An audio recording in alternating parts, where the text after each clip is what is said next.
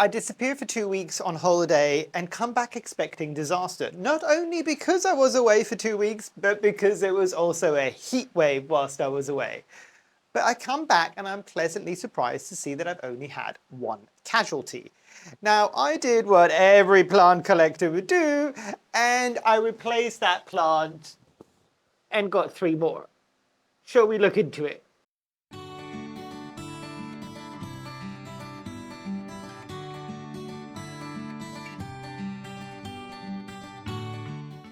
Hi, my name is Memo, this is my channel, Houseplantygoodness, and essentially it's a place where I like to geek out about my big passion.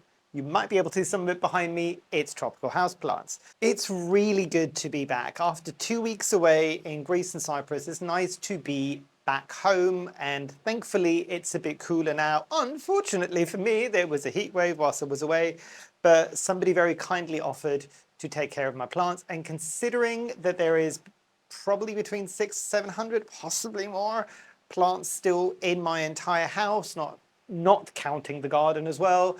They did a great job if the only thing that happened was one casualty. And I will put my hands up and say, as with most of the times I go on holiday, when I'm making the list of things to take care of, I will invariably forget 1 or 2 plants. Unfortunately, the one that didn't make it was one that I forgot to put on the list, so the person did a great job and it was entirely on me because this dum-dum did not put it on the list. Obviously, this gave me the perfect excuse to do another order with Grow Tropicals, and I managed to snag a plant that I've been looking for years. So without further ado, I will stop prattling on and let's dive into the unboxing. So the big box is the plant that I was mentioning that I've been looking at for years. So let's start with that. Okay, so part of the background on this, and I'm doing this down below because I'm trying a new background. I'm trying this. For years, I've had my other plants behind me. I thought, let's give some spotlight to other plants in my space. So let me just open the box. But yes, this is a plant that I've been wanting for several years. Also, this is a plant that is technically a semi-hardy garden plant. Don't go away. All the people that like houseplants, don't go away, because this could also work as a houseplant. But in case you've been living under a rock and you live in the UK, you may have noticed that Grow Tropicals now do hardy exotics for the garden. This is one of them, and I'm so glad because I saw this just before I left, and I'm just like, I can't order it. I can't order it because I'm going away and I've got nowhere to keep it and I didn't have enough time to get it delivered. So when I went on, I'd completely forgotten about it, to be fair, until I came back and saw the casualty. But when I came back and I was placing the order for this, I'm just like, oh, I should probably put something else in the order. And I'm just like, ooh, that plant that I was looking at. And this was the last one that they had. And it's stinking ginormous, basically. Right. Oh my God. Oh my God. Oh, it's big and it's heavy. Hold on, let me move boxes away so I can actually open this a bit easier. Right. This is native to parts of Africa and Asia, if I'm not mistaken. A lot of people might grow this as an indoor lily, but this is also a climbing plant. Apparently as well, this climbs using tendrils at the end of its leaves, which surprised some people. And I was really interested when I read that and just went, whoa, this is interesting. I don't know a lot of other plants that grow like that from the leaves, if that makes sense. Sorry, this is exceptionally awkward. If I'm not mistaken, as far as I can tell, this isn't in bloom at the moment, so I will see if I can put a picture from their website here as to what the blooms will look like. Actually, I'll do that in just a moment when I reveal the plant, because the bloom is the money shot, so to speak. This will go dormant every year, so if you do decide to have this in the garden, it grows out of tubers, so you would remove the tubers much like you would do with, oh, and I'm going to pronounce this wrong now. I'm bound to annoy somebody. Dahlias? I don't know how you pronounce that properly. Let me know in the comments down below. But you would remove the tubers from the ground, especially if you're in the UK or colder climates, and bring them indoors, put them in a dry location basically, and then replant them again in the spring next year. Right, let me unstick this because this is That's huge. Right, let me put it down and I'll bring it up. Annoyingly, there was some blooms, but they're all spent now. Might get some more. Oh, and I can see what they mean about the leaves. Right, let me put this down and I'll open it and I'll show you. Okay, so this, if I'm not mistaken, part of the common name of this is the glory lily, and I'll put the name, the actual botanical name here, as well as how much I purchased it. This was not a cheap plant, but I knew going into it that this is not something that you see come up very often. And I'll show you what I meant by it climbs from its leaves, because I was as surprised as you. So there is a little tendril. I don't know if you can see that, and if you can't, I'll see if I can put some pictures in editing. But the tip of the leaf curls. So that is, the tip of the leaf is the tendril. This is cool. This is so, so cool. There is something that looks like a bloom here potentially, but it's gone now. I will add a picture here so you can see it. And for the anime fans out there, obviously, as far as I'm aware, the blue spider lily that is in Demon Slayer is not a real plant, as far as I'm aware. But I think based on looking at this plant's flowers, this is what it was based off. So I was just like, as soon as I saw it, I'm just like, oh, I am here for this plant. This is substantial though. To be fair to them, this is a relatively large and in charge plant.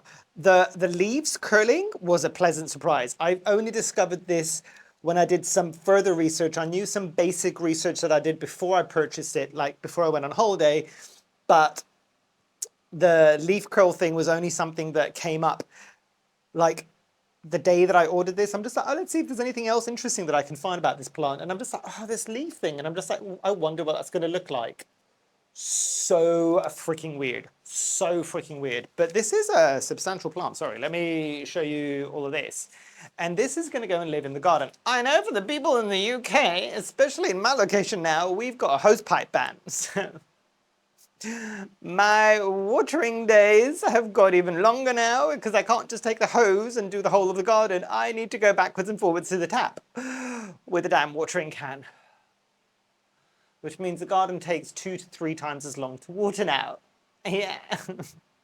Also, let the irony not be lost on anybody. The fact that I was growing the trifoliate citrus, so the bitter orange basically, which I have basically kept happy and growing into the size of a very large bush in a pot in the UK, surviving all of the winters because it stays outside in the winter. 2 weeks of a heat wave and not getting watered as frequently as when I was watering it, the entire plant is dust. Bit salty, bit salty, bit salty. I've had enough of the damn heat waves. I'm pretty sure everybody else has at this point, but enough. Right, sorry. Whinge and moan over, but look at beautiful plant. Look at beautiful plant. I know it might not look as the most spectacular thing at the moment, but yeah, very cool actually at the moment. The Grow Tropicals is doing hardy garden plants, hardy tropical garden plants. If you haven't checked it out, please do go and see. But yes, cannot wait to grow this one. Cannot wait to grow this one. This is so stinking cool. Also, before I let you go for this one, every single part of this plant is toxic. Small kids, dogs, humans, every single part of this plant is toxic, including the tubers. And I think the tubers are possibly the most toxic part of this plant. But let's take a moment for this toxicity talk here as well, because people get really, really worried about this. I encourage every single one of you to just take the most innocuous plant that you've got growing in your house or in the garden and just take, obviously not vegetable plants or fruit, but check if it's toxic. You would be surprised that a lot of these plants are toxic. Some of them are mildly toxic, other ones are highly toxic. So don't let it necessarily put you off it, but put it somewhere that small kids and pets won't go munching, essentially. Right, let's move on to the second box. Ugh. Let's see where I'm going to put all the big bubble wrap. As per usual, Grow Tropicals packaging, spot on. Now, this is the plant that I'm replacing. The next plant that I'm going to show you is the plant that I'm replacing. And on that note, do you want to see the state that the plant was when I came back? Because keep in mind, 2 weeks, heat wave, absolutely zero water. And this was a plant that before I left, not even in the heat wave, was so damn thirsty that it was getting watered every 2 to 3 days. I was away for 2 weeks. Picture.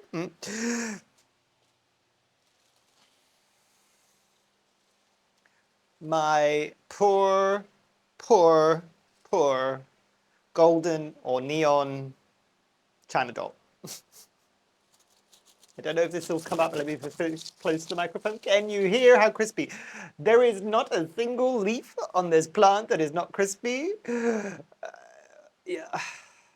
I have watered it. The roots look like they might be okay. It might come back. The problem with this is I don't know, because I don't know with these plants how they come back, because it doesn't seem like it will grow. I'll just have a very bare stem at some point and it might grow up to the top, but I didn't want to risk it because these are plants that don't come up very often, especially this one, and I really did enjoy. And for the people that were questioning, this looks tiny now. These leaves got gigantic, which was not what I was going for with the China doll. I wanted the small baby leaves, but actually I fell in love with this. So yes, this is why. Before anybody says it, because I know from last time, not a lot of people like this plant. I get it. Sentimental value. So for me, sentimental value plants, I don't even have to think about it twice. I'm just like, right, this has died. I'm replacing it now when I can still replace it. And it's actually gone down in price slightly. I'll put the price of the new one that I put here as well. So I'll show you what the Radermachera, I can't remember now. I'll put it at the top there. Radermachera something. Can't remember the botanical name right now because it's not a plant that a lot of us talk very often about, but common name China doll plant, basically. Oh, beautiful. Oh, and this one's a bit smaller. I like it. The leaves are a bit smaller. I can deal with this. I don't know if the specific one I had gigantic leaves, or whether or not this is going to get gigantic leaves as well. But let me put the packaging away. And yeah, Radermachera Sinica. Oh, isn't it beautiful? And by the way, that is not even doing it justice in this light, basically. Also, apologies, this is the afternoon. The plants arrived in the middle of a work day. I'm filming at the end of my work day. But beautiful plant. And you might be able to see some stretching that is happening on some of these lower leaves. This needs more light than you would think to give it. And you can see these are slightly darker leaves. That's kind of traditionally what the leaves would look like in a regular China doll plant, but which to me tells me that when this came from the growers, this is probably not Grow Tropical's fault. They haven't had these in stock for long enough to be their care of this. This would have been from the growers. They were probably growing it in slightly lower lights because this is the whole plant basically at some point. So as far as I'm aware, if it's darker green, it won't go lighter, but all the new leaves will be this kind of really, really neon type leaves. Absolutely stunning. And I wish that they would stay this small. This is kind of what I remember with my China doll plant, but even looking at some of the more mature leaves on this, these will get bigger and probably bigger still. But I'm just like, if I don't get this plant now, where we've got the heat and we've got the sun and we've got all of these things, and I get it in the winter, A, I might not be able to find it, but B, if I get it in the winter, it won't have those ideal conditions that might make it grow that bit faster. And I know that this plant might be one that pretty much either slows down or does very little in the winter, that's fine, but I want to give it as much of a boost as I possibly can now in the growing season. I know I'm like preaching to the choir essentially here. We all know that do as much as we possibly can within the growing season because the winter and autumn is when things slow down. You know what I mean? But yes, super glad to have this back. Super glad they still had it in stock as well. So back in my life, please don't die. Don't die. I can't cope if you die again because I cannot find even the standard China doll plant. By the way, if anybody's in the UK and you found, if you Anywhere that sells the standard green form of the China doll plant with the tiny, tiny leaves, please do let me know in the comments down below. I think I did a bit of a search and I couldn't find anything. Maybe I was just being blind, or maybe it's just like post-holiday brain. Don't ask. This not working. Now, a little side quest. This is not from this order from Grow Tropicals. This is something that I got from another online shop. Before I realized that I didn't know that Grow Tropicals was going to be bringing out their garden tropicals or their hardy tropical plants, basically. And I know they have this in there, and I'm so salty because I think the Grow Tropicals one was cheaper than the one that I got and also larger. But I'll show you mine in case you were wondering what that looks like. You maybe saw it on their website and you didn't know if it was any good. Stunning. So this is an Albizia summer chocolate, I think it is. I'll put the name at the top. I'm probably butchering the name. But this is a mimosa plant, or at least something. There's several plants that are called mimosa plants. This is one of them. Looky. I mean, I don't know if that's coming through on the screen and you can see how delicate those leaves are. And this, you might notice that the leaves are very similar to other leaves that you might be seeing. This is part of the legume family. I'm thinking, if I'm not mistaken, it's part of the bean family, which is also the tamarind plant as well, in case you didn't know. But also the thing I didn't realize until after I got this is that apparently the whole of Greece and Cyprus have got this as a pavement plants. I've talked about pavement plants before. I don't know what else to call them. You know, the ones that they plant in the holes in the pavements. So like they're ones that are easy to keep alive. I took some pictures whilst I was away on holiday. Those like pom-pommy type flowers. This is supposed to have like almost like hot pink flowers. When it does get bigger, this is supposed to turn into a little tree basically. And these, for the people that have been around for a while, they know that I'm going to be purchasing a new house. These are plants that I'm going to put there. But I know that Grow Tropicals have got, I think, probably one size up or two sizes up from this. And again, cheaper than what I bought from this.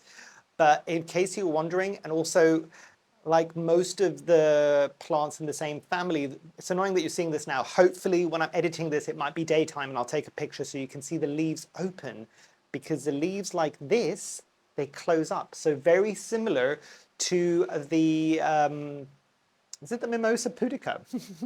Which I think is part of the same family, if I'm not mistaken. It's a sensitive plant. You know how it closes its leaves? These do so at night, which is very, very cool. And it's getting a bit darker now. It's the end of the day. So, or this is also in the shade by this point of the day. So it's starting to close its leaves for the nighttime.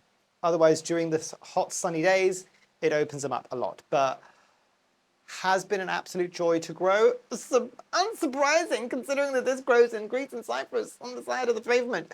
This is one of the few plants in the garden that did not get affected at all by the heat wave. It was absolutely fine. It's okay. But yes, very cool plant. Not from this order, but in case you wanted to see a kooky plant. I'm sure you could potentially try growing this indoors. This might be one if you have a conservatory and you've not got it all shaded up as I do, and it's a really bright location or really right next to the south-facing window. I still think this needs direct light, but very beautiful plant nonetheless. And I think it's at least partially hardy, if I'm not mistaken. I don't think this might be fully hardy.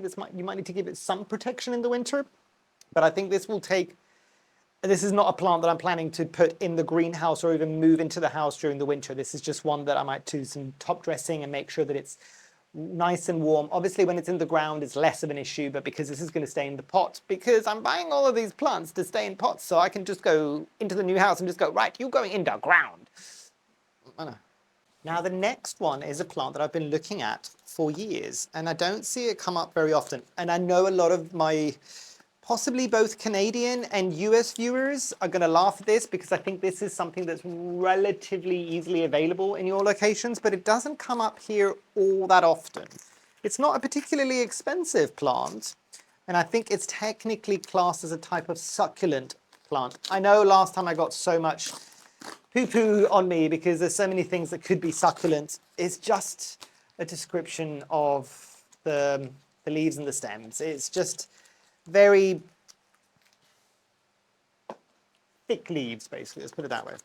It's not a traditional succulent like what most people are aware of. Ta-da!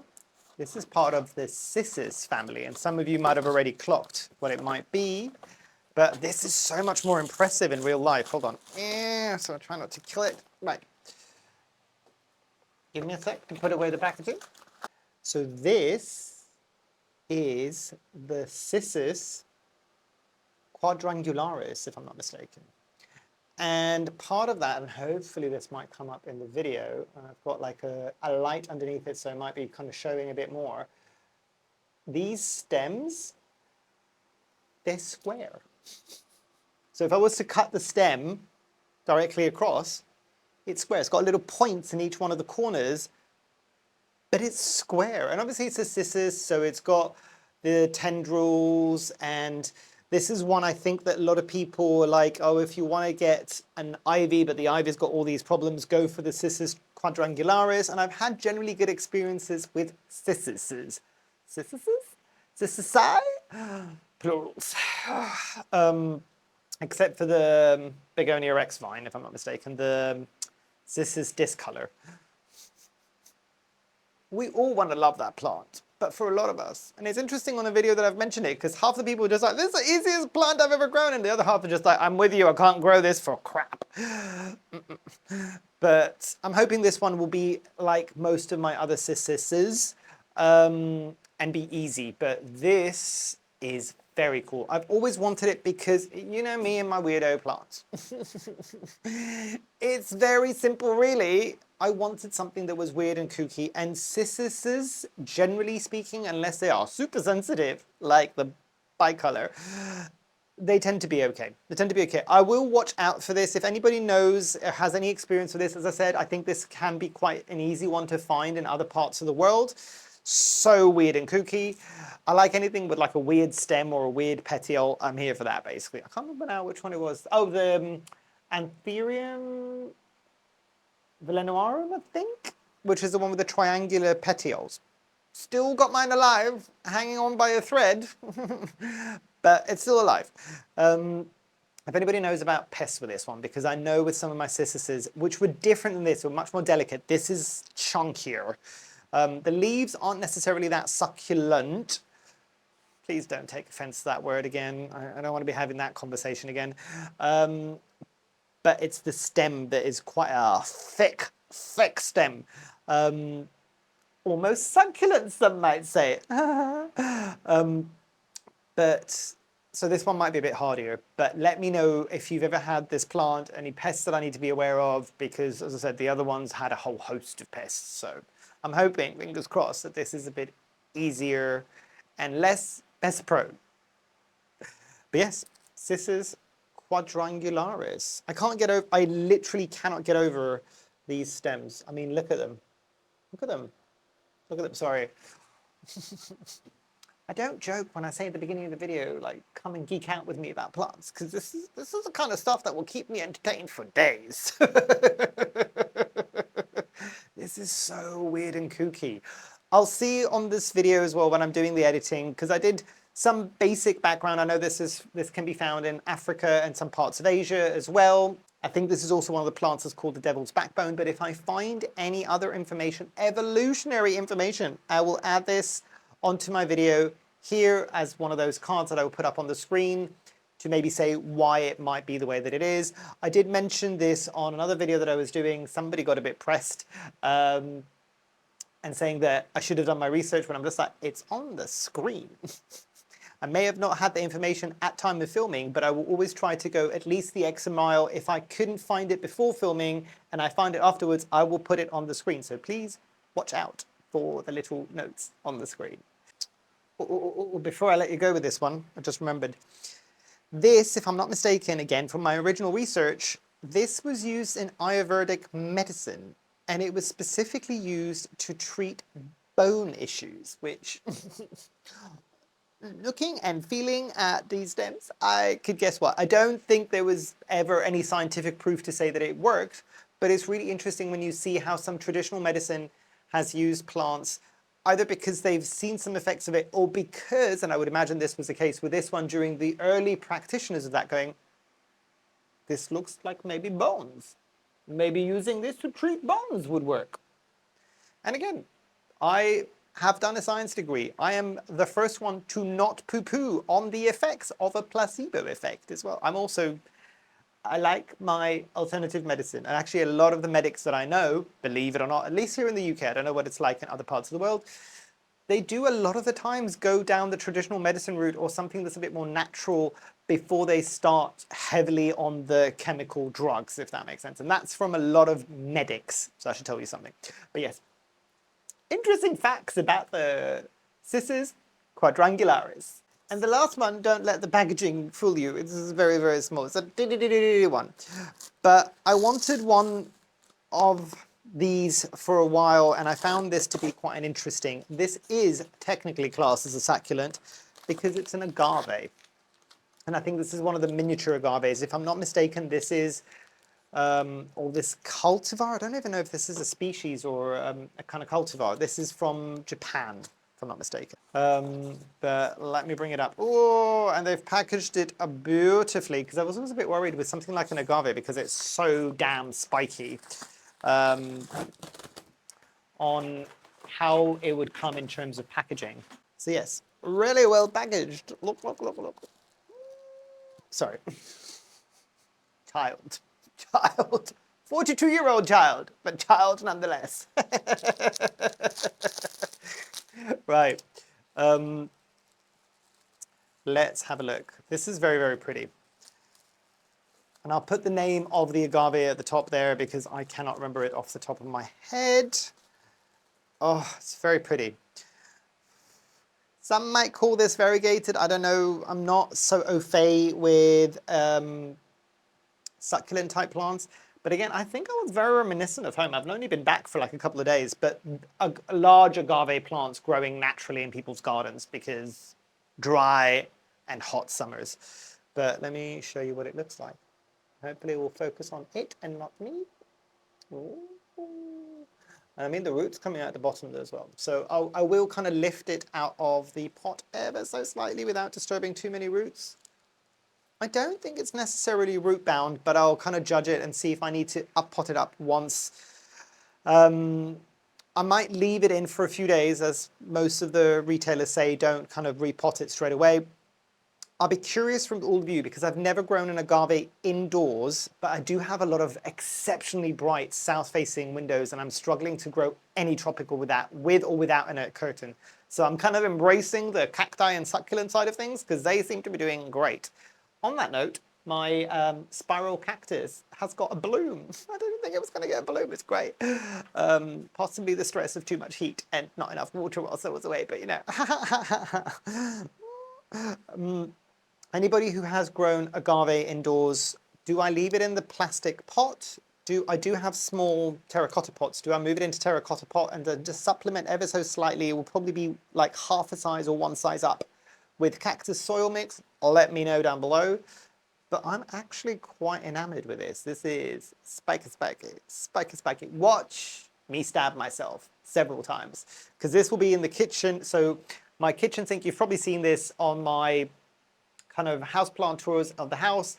My kitchen sink is directly in front of a huge glass window that is south facing, and I've got a lot of my cacti and succulents, and it's constantly got a net curtain.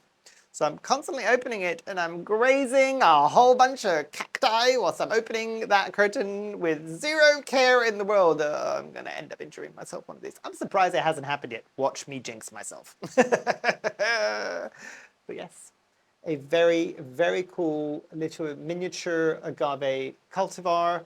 Hopefully this doesn't get absolutely ginormous like the ones that I saw back home, but I don't know. But yes, I think that is everything for this video. I'm trying to decide what the second video is going to be for this week, and also thank you for bearing with me with only one video per week for the last 4 weeks. I was hoping to only do it for the 2 weeks that I was away, but realistically I had so much to do before I left, and this week now, the first week that I'm back, that I'm just like, I was going to like kill myself trying to get 2 videos filmed and edited and out to you guys in the right amount of time. So apologies and thanks for understanding.